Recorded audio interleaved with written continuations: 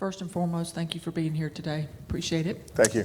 My name is Jenna Kopp, and my question is related to costochondritis. Yes, ma'am. I have had it. Very painful. Absolutely. And this has been many years ago, but I'm just wondering, how does costochondritis relate to ankylosing spondylitis, if at all? Well, unfortunately, they are two separate pathologies there for what we look at because I have people with costochondritis that don't have ankylosing spondylitis. One does not beget into the other there. Now, obviously, if you're changing the dynamics of the rib mobility, you can irritate that costochondral cartilage, and it can become quite painful there. But I've not read anything in the literature where there's a link between the two. It doesn't mean it doesn't exist. It means I have not seen it. Thank you. Yes, ma'am.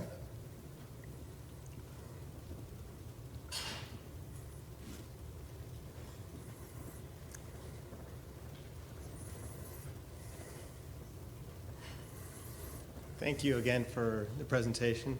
I was curious, I hear from a lot of people that they have migraines. Is there a relationship between the physical limitations of AS and migraines? There is. As we've talked about before, is when we look at the idea of the postural changes in through the spine and in through the neck there, one of the things that ends up happening, as we talked about before, when we looked at the changes from the curves into the position, and we talked about the idea of fusion of the SI, changes here, ending up with almost that text neck position. The problem is that notice where the head is. It's looking straight down to the ground. The problem is you want to see where you're going. So what do we tend to do? Jam right up in that subcranial space. And what did we talk about earlier was the idea that C1 and C2 are responsible for 50% of the rotation. And you also have these two little red guys here. Those are your vertebral arteries. They go to something called your basilar artery, which supplies your medulla and your pons. They're also something that if it gets impinged for some people, will cause them to faint, pass out, have syncope, and those kind of issues there. But can also, because there's a couple of nerves back here as well, create referral of headaches, increased migraines, because also what changes too is not just the space there, but also there's increase on the accessory muscles, in this case the big one being the scalenes. Okay, SCM, posterior muscles along there. And those can create trigger points in the muscle and then also create referral into it. So we have changes in the neurovascular supply that can happen, but we also have changes in the musculoskeletal irritations that happen. And sometimes these things become cumulative in the individual with pathology. And we see this in both people with and without AS. So are there some things you can do to alleviate the pain? Well, obviously, as we talked about before, is working the postural control, working extension, working into better positioning there, working into daily stretching and some daily motion, working into some of those breathing activities and trying to maintain as much mobility as possible. It is, for some individuals, it's going to be a harder task, obviously, there. Down the road, if you do have significant trigger points and things like that, we have people who have had success with facet joint injections, Botox, and things of that nature to help reduce some of the load on the muscles and reduce some of the trigger point referrals along with that way as well. You're welcome.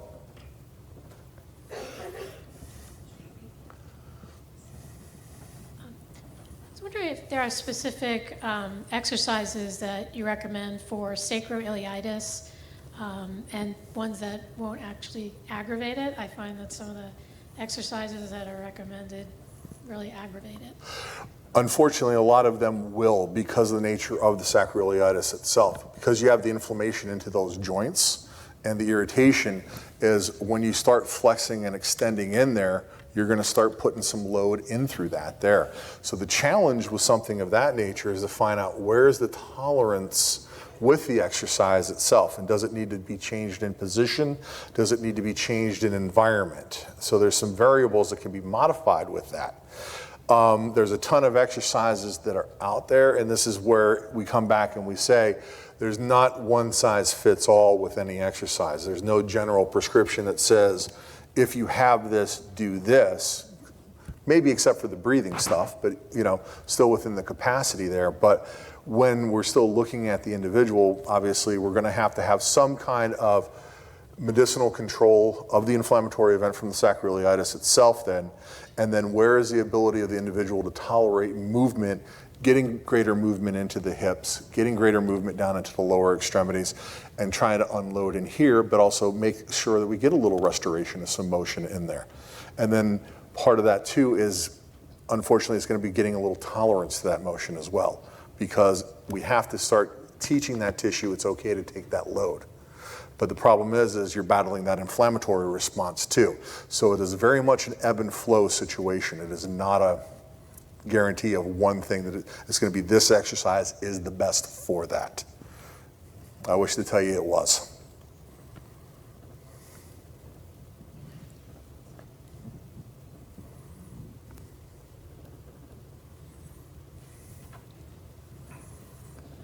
I just thought of something else I'd like to ask you. Go ahead.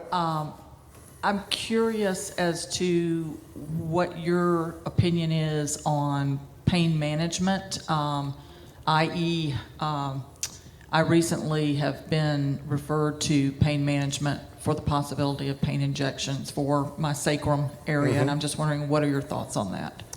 It is, for some individuals, very helpful. It is. I've had people that have done it and have had a mixed bag of success with it. For some people, the injections have really made it possible for them to do some better movement in there. And unfortunately, for a couple of people, it did not do a hill of beans difference for them. It is a very, again, case-by-case scenario. And a lot of those things is, you don't know the injection works until you do the injection. That's unfortunately what it is. But again, anything that you can do for the individual that helps them bring symptoms down, that allows them to move, that allows them to do that, and then through time, with that management of keeping irritation down, keeping pain under control, and allowing tolerance to move, those are the people we've seen the most success with. But it has been a ebb and flow situation. It never goes like this.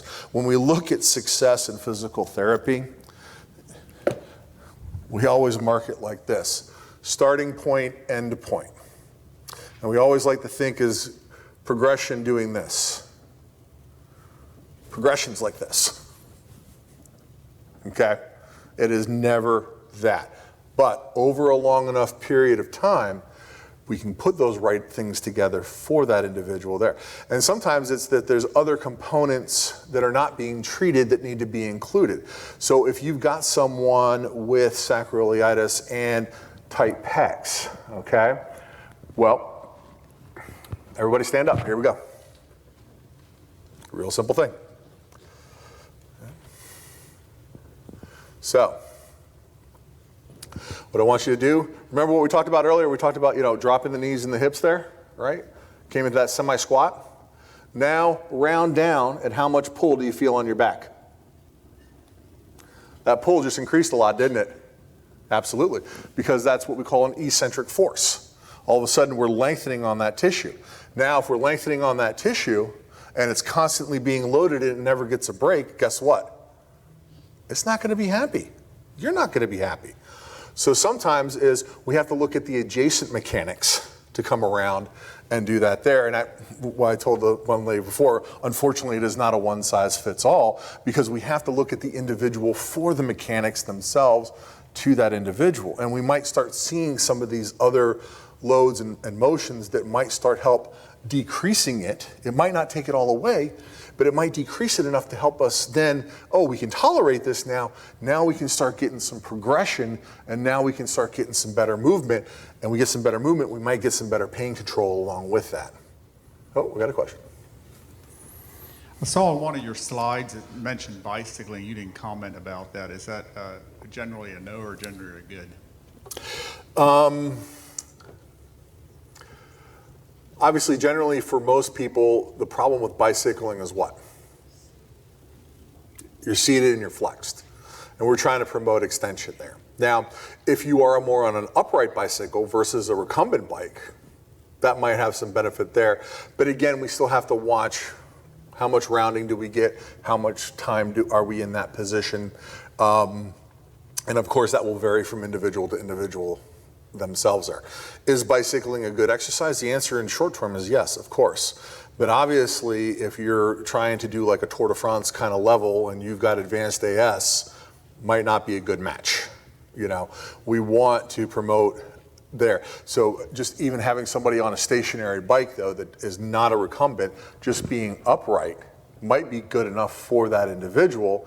And that's going to work a little proprioception. It's going to work a little balance. It's going to work a little thoracic extension there, which are all good things that we want. But again, we want to put that in context with the individual themselves. Yes. Hello. Hi. I have a question that's related to posture. Yes, ma'am. I have really poor posture. I have for many years, even as a child. But what I'm finding now, having the diagnosis of AS, is trying to constantly improve my posture. So are there any exercises or any kind of supports that you recommend using to, because I'm constantly doing this all day. But the problem is keeping that proper posture is actually painful sometimes. So just trying to figure out what's the best way to tackle that. The first part is you're doing the first part of the exercise, is the constant repositioning. That's normal. That's what should be done, because you're going to find yourself drifting through the day, as most people do. Having that awareness to come back and reset is the first and most powerful step you can have. Because if you don't end up finding yourself drifting in that bad position or that more biomechanically unsound position, that becomes a problem. Obviously, if we come back here, just laying in the supine, working the diaphragmatic breathing can help open up some of that thoracic mobility a little bit, can get some movement into you. So when we take a look at ergonomics from computers, we take a look at how do we interface with that. Do we have to have a elevation in that there? Are you working on a laptop hung over like this? Maybe a docking station or something like that might be encouraging. There are ergonomic aids as far as positions and things of that nature, from chairs, sit-to-stand desks. All of those things create movement and viability that we want from anybody. AS, non-AS does not matter, okay? We still want those basic ergonomic aids for anybody that need them. Might need a key tray, might need something like that. Then coming back, working basic things as anything extension oriented that can be safely done. One of the best things in the world that most people can do and tolerate is, I'm gonna borrow one of these bags. I apologize to the camera guy, he's gonna kill me. It's okay. So anything in here? Yeah. Let me borrow this here. Oh, and there's a ball. Okay. Wait, there's more. Okay, here we go. So, imagine, if you will, going to the table.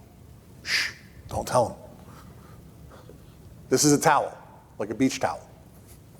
Take your beach towel, roll up your beach towel. Take your beach towel, put it on your spine. It's a nice, easy thing that runs from the sacrum to the back of the head to work extension. For some other people, we will work into harder substances like a foam roll that'll have a bigger diameter. But for some people, they're not going to tolerate that pressure early on. So just using a rolled towel from the base of the head, from the base of the occiput, all the way down to the tailbone, just having a little bit of height, a little bit of elevation, and just letting your arms come gently to the side. And then come again. You can work that diaphragmatic breathing there a little bit. It will help promote a little extension into you. And because the towel is soft, it's malleable. And because it's malleable, it won't be as hard. And you can adjust that height. Where's that tolerance for you? And for somebody who might be stuck in that forward head position that is a little bit more, tack up a couple pillows underneath of you to take up that slack, to take up that space, to encourage a little extension out of that upper thoracic area. Okay? These are the basic things that you can do day in and day out. The repositioning, yes, all day long, every day. Get up, move, take breaks. On the average, we don't recommend people being behind a computer more than 30 minutes. Get up every 30 minutes and move. Even if it's just a short water break. Or just to get up and just do that little easy stretch right there. Does that help? All right. Hi, thank you. I see a lot of questions in patient communities in ankylosing spondylitis and spondyloarthritis for people wondering how to sleep, whether they use a pillow, what kind of bed they use. You've talked a lot about active forms of spinal manipulation and exercise, but what about passive? And I separate that into people who have fusion and damage and people who may not. Okay. So I'll take your fusion part one part further into people that don't have AS but have lumbar fusion as a surgical procedure. Because even though they don't have AS, they've got a induced loss of motion, don't they? So for that, it's not too much further from the same recommendations. Obviously, we don't want anything super soft to create a hammocking effect, but there is trying to find for individuals as part of where's firm, but maybe with a little bit of padding that's tolerable to the individual. The problem is that there's not one perfect mattress out there. It does not exist. There's not one perfect pillow out there. It does not exist. Unfortunately, it's a lot of trial and error and it's variables for the individual. And that's in normative populations as well. It's not one size fits all, unfortunately. I'll go back into the beginning here. Right there. Emphasize the role of physical measures. Firm bed with a small pillow. Because we're trying to promote extension. We're trying to promote the maintaining of extension as much as the individual can tolerate. So this is where it leaves a lot of gray area, unfortunately, in between that, okay? Now, as far as positions go, obviously supine is the king here because that's gonna really promote the most optimal amount of extension that we have. When we go into side lying, left or right, sometimes a body pillow is helpful for some individuals, especially around the hips and the shoulders, to kind of huddle around and like put a leg on top. That can be beneficial. In supine, let me backtrack one section. Sometimes a person will need something as a wedge underneath the knees because they're locked in that kind of knee flexed, hip flex position. They can't achieve extension, but that always works out well because most people end up kicking them on the floor anyway. So, those of you that do that, understand. Now, and then obviously for most people with AS, avoiding prone is gonna be the big one because of the mechanics on the cervical spine and the load through turning of the head there. And obviously we don't recommend that for most people, but there are some people that are belly sleepers out there and can tolerate it and are fine with doing it there. So again, it leaves a little bit of variation into that there. But one of the other things that's out there that, again, it's more of anecdotal that we've heard from people, and it's very individualistic based, are the more adjustable type beds that are out there. Some people have found success with them. But again, it is a varied response that is all over the place, and I wish I had a better thing that says, oh yeah, get this bed, it's the greatest thing that happens. Unfortunately, it doesn't. There you are. I promise, this is the final question for me. Okay. But I feel like it's very important. Obviously, you are very well credentialed. You know your stuff. I am curious to know from you, what is the most important thing to look for in a good physical therapist to treat somebody with AS? And when should you know to walk away from that individual? Alphabet soup.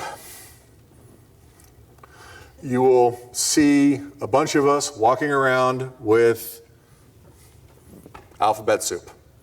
There are a lot of people that are out there that have that. A lot of people with something like this will need a variety of exercises and things of that nature that will come from a different variety of practitioners that are out there. There is as much variability from provider to provider as there is from patient to patient as far as philosophy, treatment, and working together as a team. Okay? Now, with that being stated, I go back to my original bias. I am a manual therapist by trade. Okay? I am fellowship trained in manual therapy, so I will always, 100% honesty is, I will default to that. It is my go-to, it is what I do all day long. It's just part of my DNA makeup, okay?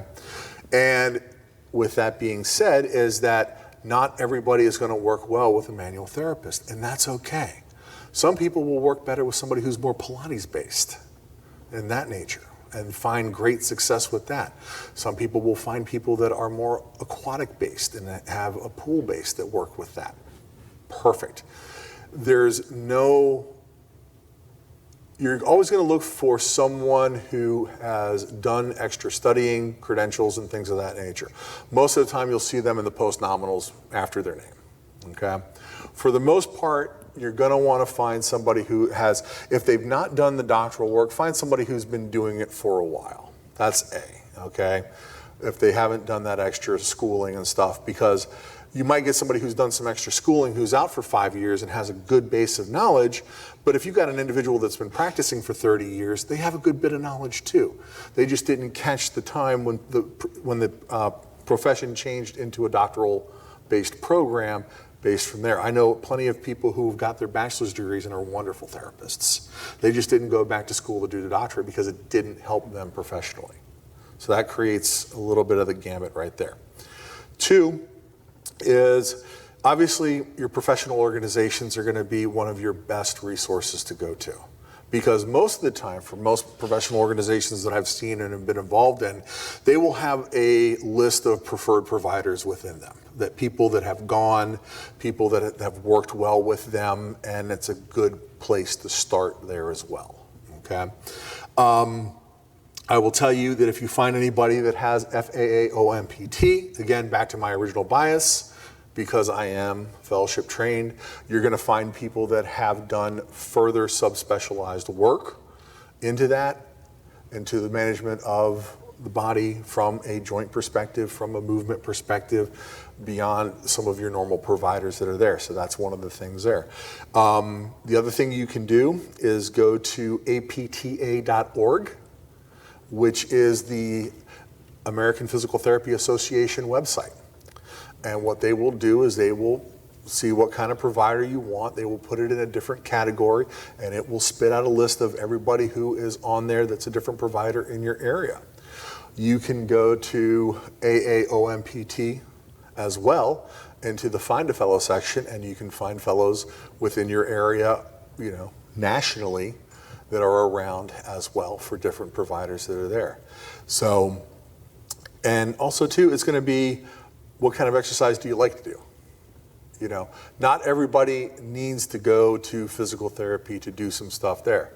Some people just need that base to start and then can take it into their own exercise regimen, and it works great for them. And that's awesome. And even people that come to see me, I don't want them to stay there. I eventually want them to go out and do things there. The only reason they're seeing me is because they can't do the things out there. So we've got to get them to a point of self-management, self-efficacy, so that they can take this, they can grow with it, and they can work and improve their life to the best of their capability, along with the umbrella idea of the other needs of rheumatology, pain management, and other things that the individual may need. That was a long way to get there. I apologize. Any other questions from our in-person audience? If not, I have one from social media I'm going to take. Okay. Okay. So can we speak a little bit about mobility aids? The specific question is, are mobility aids recommended in active spondylitis cases? If the person has problems moving, then a mobility aid is definitely of a good use, i.e. rolling walker, wheelchair, if needed in those specific entities. Because again, The whole point is getting the person moving. Some people might have balance proprioceptive issues. They may need use of a cane, because obviously, especially if we've got someone with an active flare happening there, we don't want them falling. We don't want them injuring themselves there. So the use of a mobility aid in those kind of cases might be paramount for the individual to get around and get moving there. Obviously, we would like people not using mobility aids, but unfortunately, as we get older, as we've seen, there are people out there that need those aids, and if they use them and it keeps them more active and it keeps them moving better and it decreases their risk of injury, then it is a great thing to use. And this is a question for me. Can we discuss the risk of falls for someone with AS or other spondyloarthritis, and just a few quick tips on safety? What to do to avoid or lower the risk of falls? When we're trying to avoid the risk of falls, we're trying to obviously watch things as we come back to balance and mobility and keeping the idea that the person can move. So if you remember earlier when I had you kind of get up and move and you were bent, you were kind of in that squatting position, what y'all found about your legs? It's kind of like walking in mud, wasn't it? Couldn't move that well. Well, all of a sudden, two is that you will lose that ability to clear heights and curbs and things of that nature. And you might find people catching their toes on things or something like that. So a lot of the things that we recommend for individuals is no loose rugs in the house. Get rid of throw rugs unless they're taped down, okay? Out in the world, if they need that help of a cane, of a walker or something of that nature, you know, can they negotiate the curb appropriately, or do they need to just walk to the end? Where we're lucky now where we're seeing more built-in curbs that have that graduated slope for people to get in and get around, and you see that more and more and more as far as just normal development is there. You know, I don't remember growing up seeing a lot of those as a kid. You just hit the curb and fell off. Now all of a sudden it's kind of like, oh, okay, there's a graduation there to go through. Obviously the use of ramps and things of that nature are as well as far as movement there. And the big one there is just really working with the individual with their device if they have it, but trying to maintain sense of proprioception, awareness, and obviously footwear if they need it, better quality footwear, better quality shoes of that nature that might be more supportive.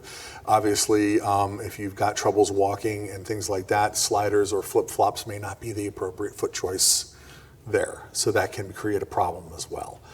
So it's really, but coming back, doing some balance training, doing some mobility work, and even just working on walking and breathing can help get and keep and maintain those coordination things. Just working on swinging, rotating the trunk, working the arms. All of that stuff is just part of just keeping movement to the best of the individual.